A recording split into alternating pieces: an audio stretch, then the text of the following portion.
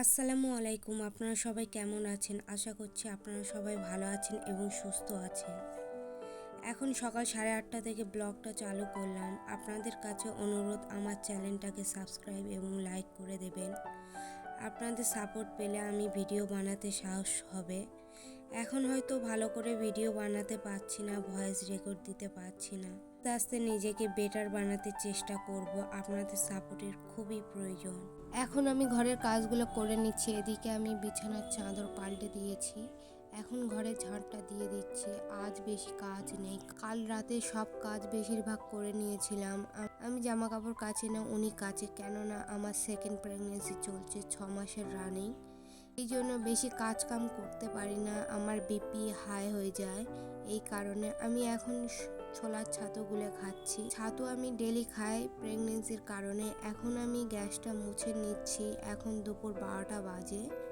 আমার রান্নাও হয়ে গেছে। আমি এই গ্যাসটা সেকেন্ড হ্যান্ড কিনেছিলাম 7 বছর আগে, যখন প্রথম এখানে এসেছিলাম। যাই হোক, আমার ওদিকে গ্যাস মোছা হয়ে গেছে। এখন আমি হাজব্যান্ড আর মেয়ের জন্য লাঞ্চ রেডি করছি। এখানে আমি মেয়ের জন্য পনির আর ডিম আর কিছু সবজি দিয়ে ফ্রাইড রাইস বানিয়েছি। হাজব্যান্ডের জন্য সাদা ভাত আর পনিরের তরকারি, সাথে একটা ডিম সালাদ দিয়েছি। দুজনের লাঞ্চ কমপ্লিট করে দিয়ে আমিও খেয়ে নেব।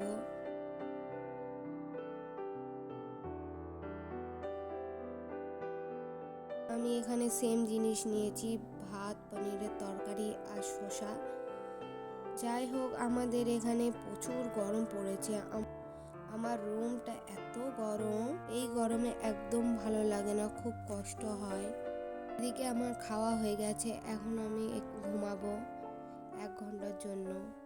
এখন বিকেল 4:30 বাজে, চা খাবো, এই জন্য চা বসিয়েছি। এদিকে মেয়েও স্কুল থেকে চলে এসেছে। এখন মেয়েকে নিয়ে ছাদে চলে এলাম। আমি চা নিয়ে, মেয়ে একটু পরে টিউশনিতে চলে যাবে। আমাদের এখানে 5টা বাজে। ধূপ দেখো, এখনো পর্যন্ত রোদ আছে। এখানে প্রচুর পরিমাণে গরম পড়ে। ভিডিওটা আজ এতটুকু। আবার নতুন কোনো ভিডিও নিয়ে আসবো। আল্লাহ হাফেজ।